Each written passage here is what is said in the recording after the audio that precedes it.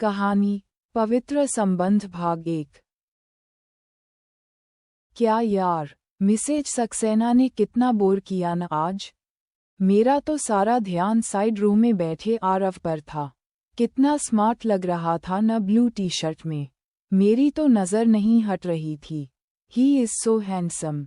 हंसते हुए मंजरी ने होंठों को गोल करते हुए एक आंख दबाकर सीटी बजाए। उसने कुछ इस अंदाज में आरव का जिक्र किया कि कृष्णा भी मुस्कुराए बिना रह न सकी। तुम भी न मंजरी, तुम्हें हर वक्त आशिकी ही सूझती है। कभी हर्ष तो कभी आरव, कृष्णा ने हंसते हुए कहा। तुम देखना मेरी जान, हर्ष तो अब पास्ट टेंस हो गया। इस आरव को पता नहीं मंजरी क्या चीज़ है। इसे तो मैं पटाकर ही मानूंगी। ये शाम का वक्त था और दोनों कॉलेज से निकली ही थीं। दोनों बहुत अच्छी सहेलियां थीं। मंजरी की नज़र अब भी आरव को ही ढूंढ रही थी।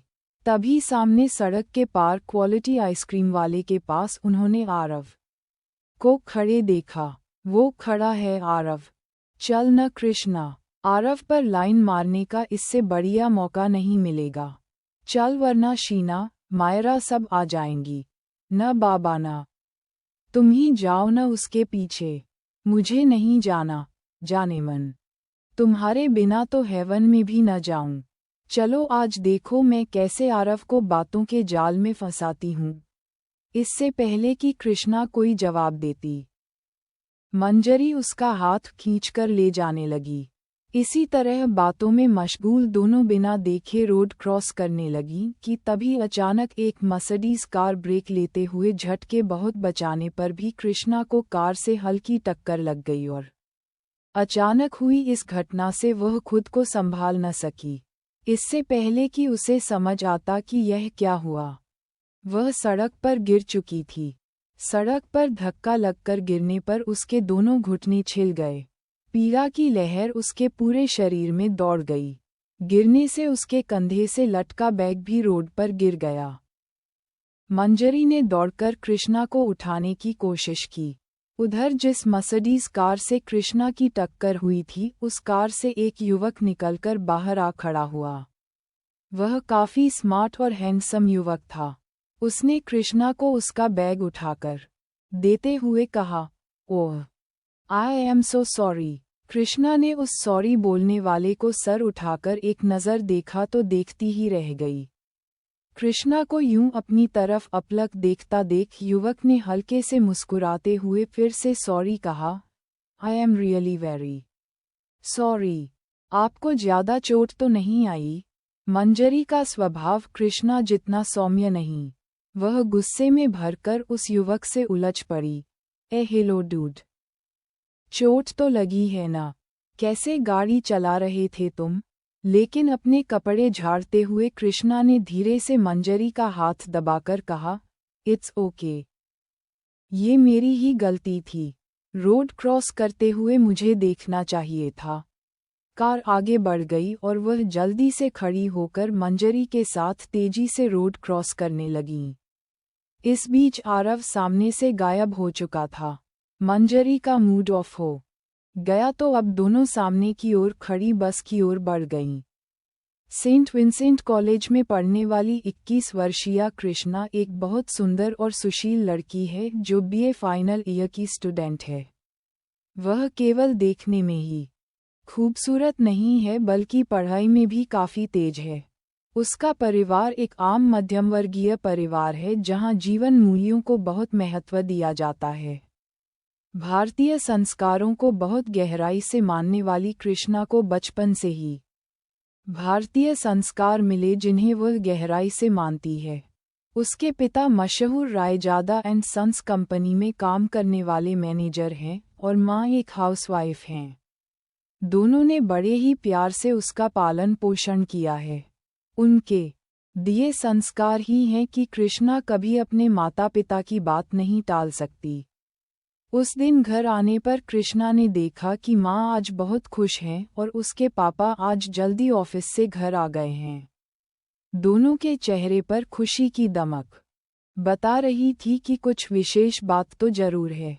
कृष्णा के पूछने पर माँ ने बताया कि कृष्णा के लिए रायजादा परिवार के इकलौते वारिस का रिश्ता आया है और वे लोग अगले दिन ही शगुन लेकर आ रहे हैं। रायजादा परिवार का रिश्ता?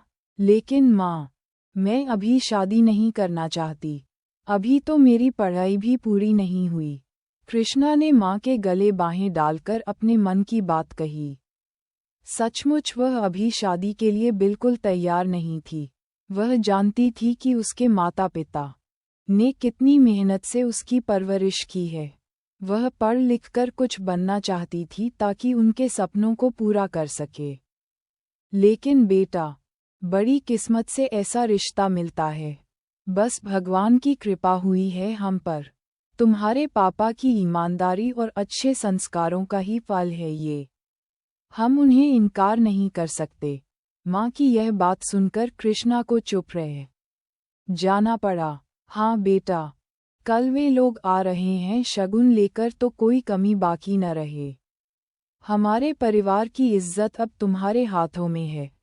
पापा की इस बात के बाद कहने के लिए अब कुछ नहीं बचा था। कृष्णा ने अब भाग्य के ऊपर सब छोड़ देने का निर्णय लिया। उसने तय किया कि वह वही करेगी जो माँ पापा कहेंगे। आखिरकार माँ पापा से बढ़कर उसका भला कौन सोचेगा। रही पढ़ाई की बात तो वह बाद में भी कर सकती हैं। यूं भी उसने सुना था वक्त से पहले और किस्मत से ज्यादा किसी को कुछ नहीं मिलता। शायद उसकी किस्मत में भी कुछ बहुत अच्छा लिखा था। कृष्णा अब ज्यादा सोचना नहीं चाहती थी। तभी घड़ी ने शाम के 6 बजाए और कृष्णा अपने कान्हा जी की पूजा के लिए घर के मंदिर की ओर बढ़ गई। पूजा के बाद उसने माँ की किचन में मदद की और खाना खाकर वह माँ के साथ अगले दिन की तैयारियों में जुट गई। अगले दिन सही समय पर रायजादा परिवार के लोग शगुन लेकर आ गए।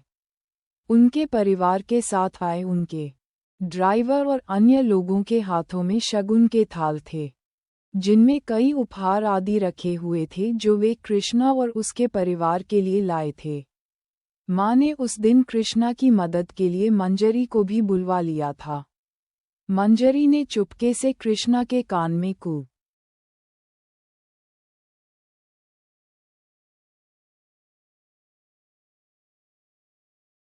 कहा तो वह हैरान रह गई। असल में रायजादा परिवार के साथ उनका बेटा भी आया था जो अब इन दोनों की चर्चा का विषय था।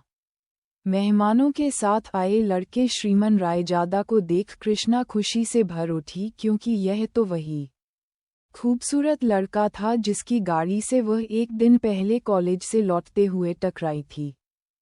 खैर, कृष्णा को रायजादा परिवार ने पसंद कर लिया और जल्दी ही दोनों विवाह के बंधन में बंध गए। इतनी सारी रस्में, रीति रिवाज सब करने के बाद आज वह विदा होकर माँ पापा और अपना घर परिवार सब पीछे छोड़कर अपने जीवनसाथी श्रीमन के साथ ससुराल आ चुकी थी। ससुराल में उसका भव्य स्वागत हुआ। उसे ढेर सारे उपहार भी मिले। उसे लगा जैसे जाने कितने जन्मों की तपस्या और 16 सोमवार के व्रतों का फल था कि उसे श्रीमन जैसा साथी पति के रूप में मिला था। शादी के बाद ये दोनों की सुहागरात थी।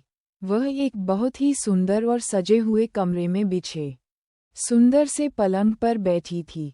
जाने कितने अरमान संजोए थे कृष्णा ने इस रात को लेकर, और आज जब वह रात आ गई थी तो उसका दिल काबू से बाहर जाने को था। धक धक धड़कते दिल से वह अपने सपनों के राजकुमार श्रीमन की प्रतीक्षा करने लगी। उसकी आंखों में उसका वही सुंदर चेहरा था। उसके कानों में उसकी वही मखमली आवाज़ गूंज रही थी जो पहली मुलाकात में उसने सुनी थी जब वह उसकी कार से टकरा गई थी। वह समय आ गया था जिसके लिए उसकी धड़कनें बेकाबू थीं। श्रीमन कमरे में आ चुका था। उसने साइड टेबल पर रखा मेवे वाला दूध का गिलास उठाकर कृष्णा की ओर बढ़ाया। लेकिन ये दूध तो आपको पीना, कृष्णा ने नजरें झुकाकर कहा। कृष्णा की बात काटकर श्रीमन ने कहा, आज से मेरी हर चीज पर तुम्हारा बराबर का हक है। पहले तुम पियो मेरी जान, फिर मैं पीऊंगा। फिर श्रीमन ने कमरे की लाइट ऑफ कर दी। वह कृष्णा को बाहों में भरकर अपने करीब ले आया। कृष्णा आंखें मूंदकर अपने सपनों के राजकुमार की बाहों में खो गई। सुबह जब कृष्णा की नींद खुली तो कमरे में सुबह का उजाला फैल चुका था। यह उसके जीवन में एक नई सुबह हो चुकी थी। उसके तन बदन में मीठा सा दर्द था।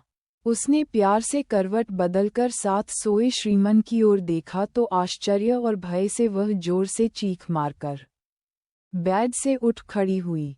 डर और गुस्से से उसका पूरा बदन कांप रहा था। उसके सामने बेड पर उसका पति श्रीमन नहीं बल्कि कोई और ही मर्द सोया हुआ था।